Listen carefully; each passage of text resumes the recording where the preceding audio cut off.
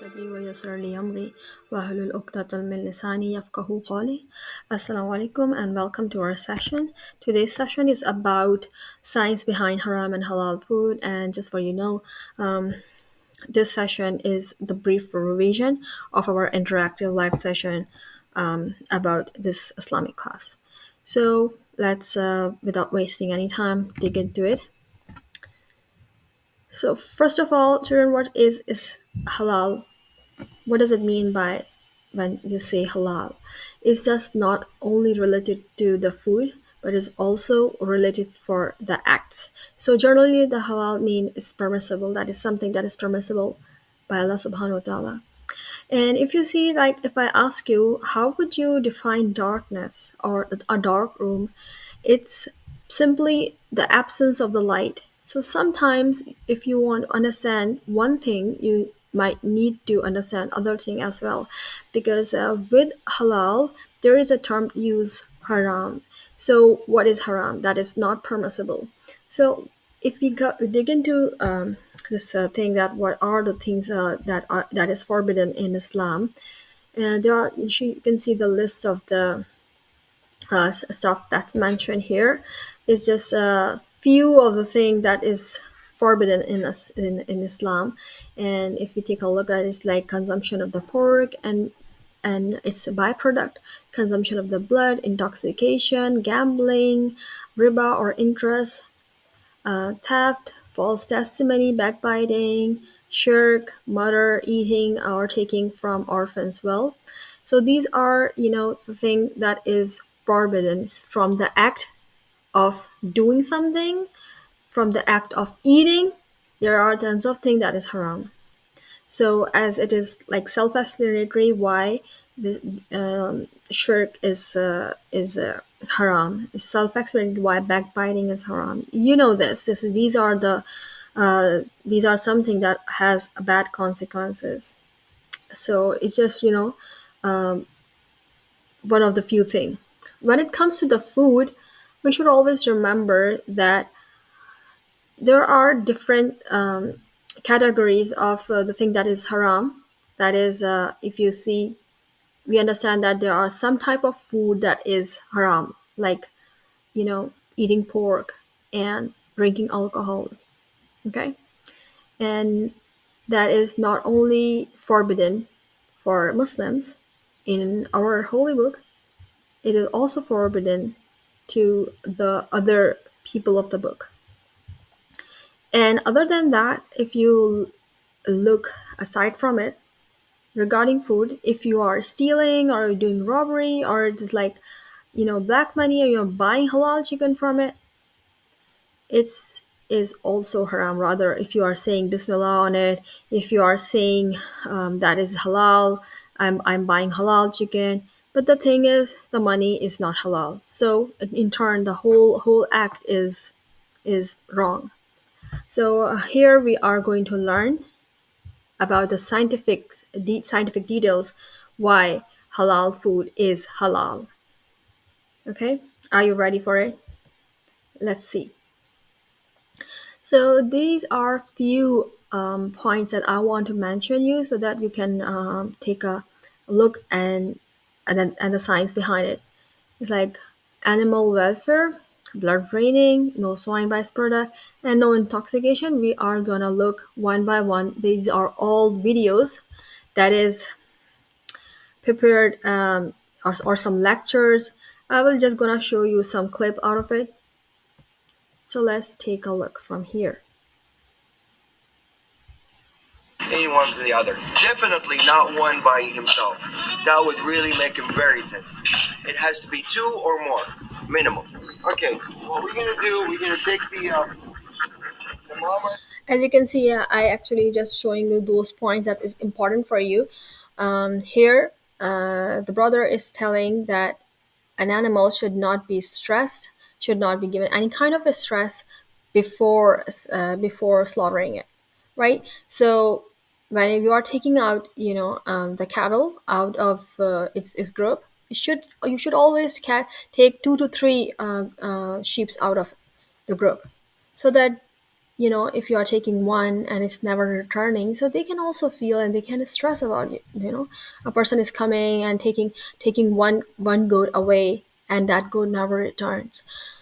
So it's like, of course, cause stress in animal, and in the result, the stress hormone will release, and when you consume it, you are going to be indirectly affected by the unhealthiness of that animal. Okay, so this is also important for a halal meat, that a animal should not be sick, should not be dying, should not be killed by another animal.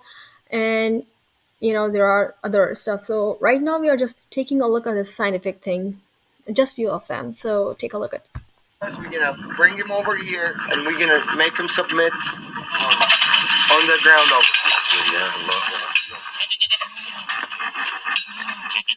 بسم الله الذي لا يضر به شيء في الأرض ولا في السماء وهو السميع العليم بسم الله الله أكبر بسم الله الله أكبر بسم الله الله أكبر.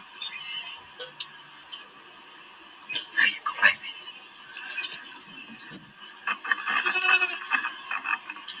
This is total submission.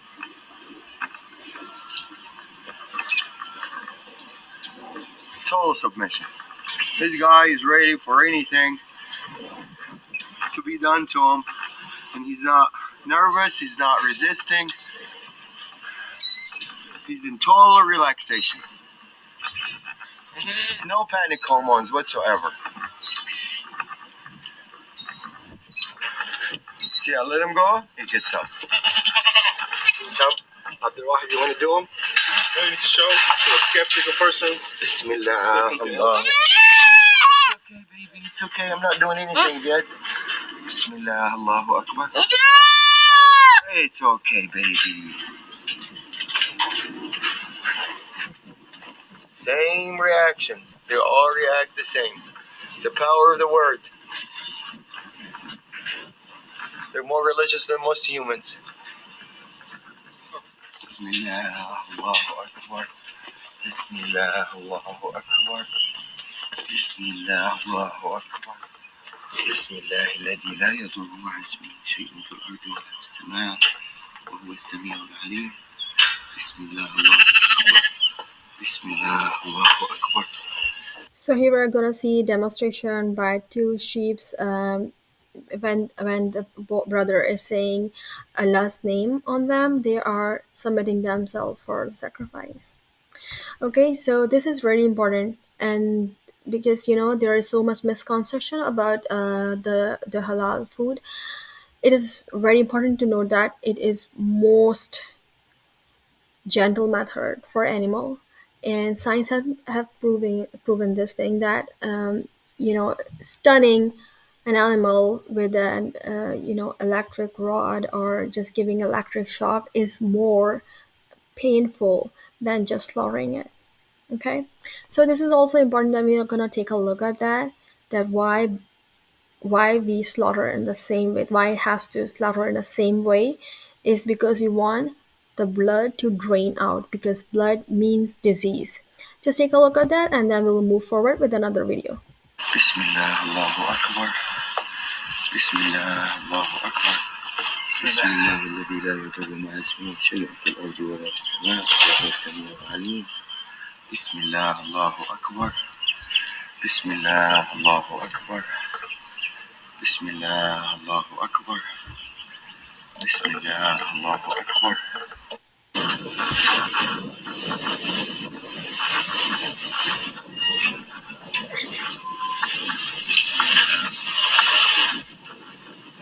You see this?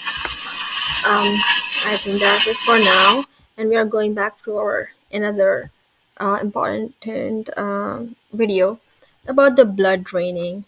So this is the one of the video that is completely in Arabic language. I will just explain you briefly. You can also read the subtitles.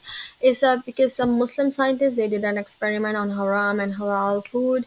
What's the difference in them?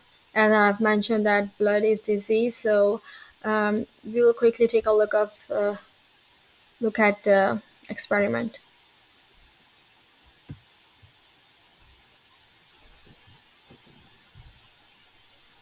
You see there, this is a piece of the meat, and they are taking out the samples.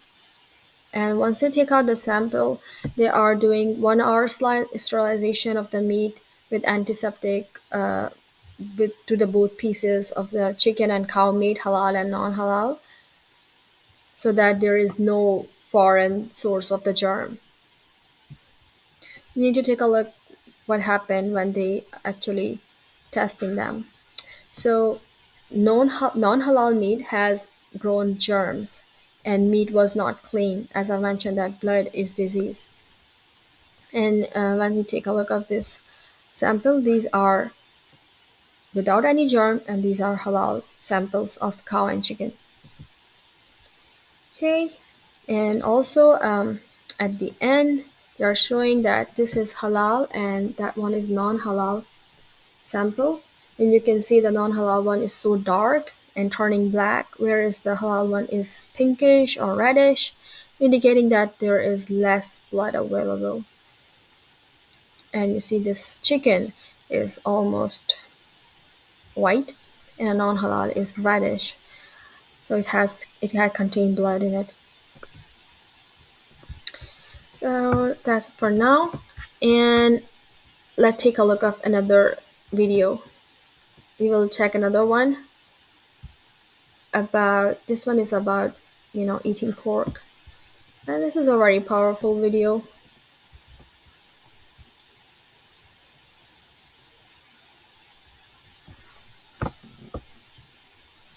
That eating the flesh of swine is prohibited. Judaism, Hinduism, Islam, it's clearly mentioned in all these scriptures that eating the flesh of swine is prohibited. Let us analyze what are the logical reasons and scientific reasons for the prohibition of eating of pork.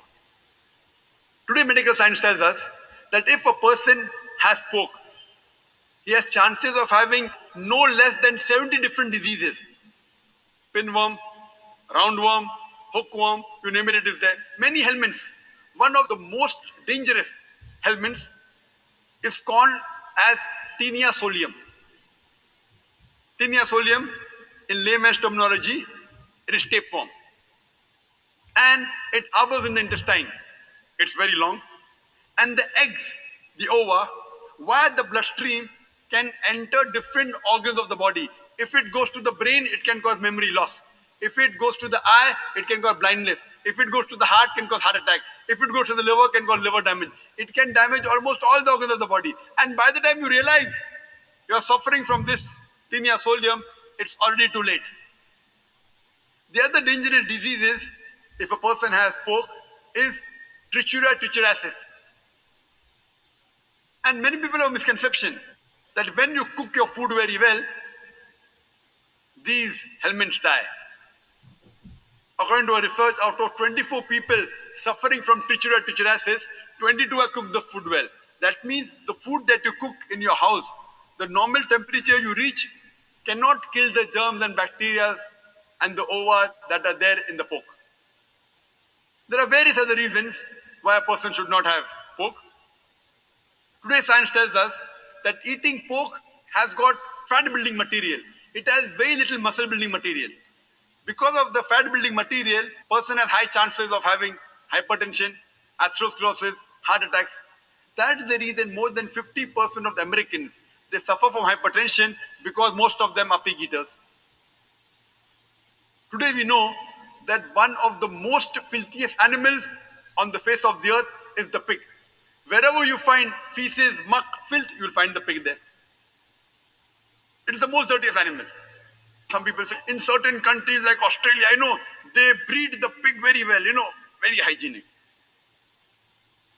I tell them, even in Australia, in the sty, the pigs are kept together. The pig, when it excretes, it eats its own excreta. So do you have mind 24 hours manning wherever he excretes, he picks up the excreta? No. So even in Australia, the pig is dirty. It's one of the most filthiest animals. And one more reason I can think of besides many is that today science tells us pig is the most shameless animal on the face of the earth. It's the So as you have seen that a pig are the vacuum cleaner of the earth. They eat all the nasty stuff. Alrighty, so now we are moving forward with another video. It's about drinking alcohol. Let's see what does Social it drink. cause. The beloved Prophet said that intoxication, alcohol, is the mother of all evils. Alcohol is the mother of all evils. And further mentioned in Ibn Majah, volume number 3, Book of Intoxicants, chapter number 30, hadith number 3392, the beloved Prophet said that anything which intoxicates in large quantity is even prohibited in small quantity. No excuse for nipper or tot. You can't say that I'll take a peg. Whatever intoxicates in large quantity is in prohibited in small quantity. And the beloved Prophet, he has cursed 10 categories of people who indulge in alcohol.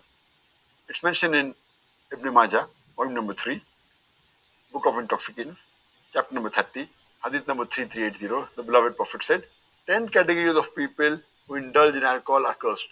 The one who distills it, the one for whom it is distilled, the one who drinks it, the one who transports it, the one for whom it is bought, the one who sells it, the one who serves it, the one who utilizes the earnings from the sale of alcohol, the one who buys it, the one who buys it for somebody else.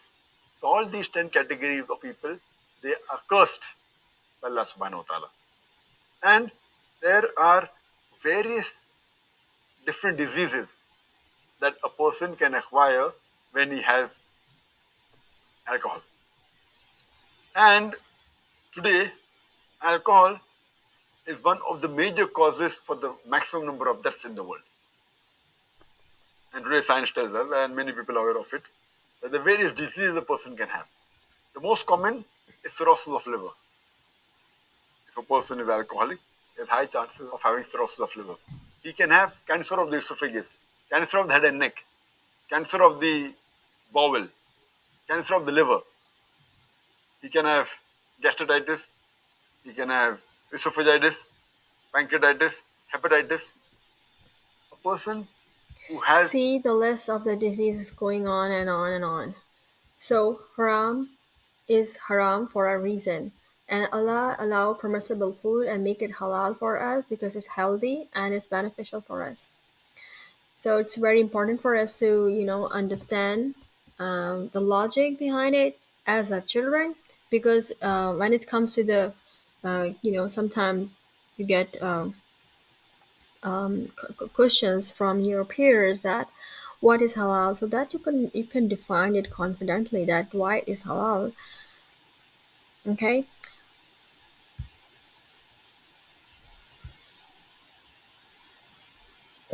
Now we are gonna do about a case study.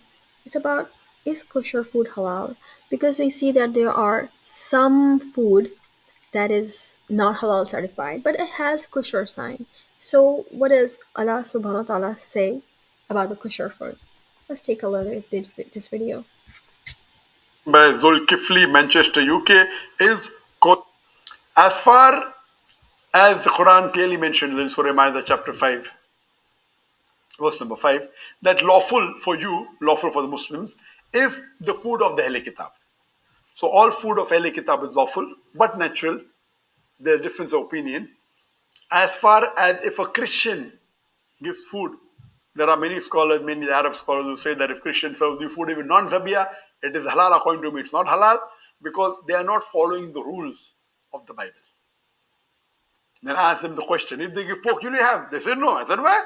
So these scholars say because pork is haram in the Bible. Now, they may not be that much well versed with the comparative religion. That's not their field. Comparative religion is my field. So if we analyze the Bible, according to the Bible, also slaughtering should be done. Unfortunately, most of the Christians don't follow, but the Jews follow. As Allah says in the Quran, in no less than 4 different places. In Surah Baqarah, chapter number 2, verse number 173. In Surah Ma'idah, chapter number 5, verse number 3. In Surah Anam, chapter 6, verse number 145. And Surah Nahl, chapter number 16, verse number 115.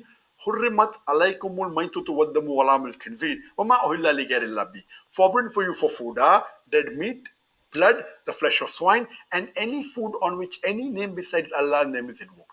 So all the Muslims know very well that these 4 food are prohibited: dead meat, blood, the flesh of swine, and any food on which any name besides Allah's name has been taken. And these 4 foods also prohibited in the Bible. That's a different thing that the Christians don't follow, but the Jews follow. If you read the Bible prohibits dead meat. Dead meat is prohibited in the Bible. Time will not permit to describe in detail. I'll just mention the references. It's mentioned in the book of Leviticus, chapter number 17, verse number 15, and the book of Deuteronomy, chapter number 14, verse number 21, that dead meat is prohibited. Even blood is prohibited in the Bible in no less than five different places. It's mentioned in the book of Genesis, chapter number 9, verse number 4. In the book of Leviticus, chapter number 17, verse number 14. In the book of Deuteronomy, chapter number 12, verse number 16. In the first Samuel, chapter number 14, verse number 33. And the book of Acts, chapter number 15, verse number 29, that blood is prohibited. Even pork is prohibited in the Bible. In the book.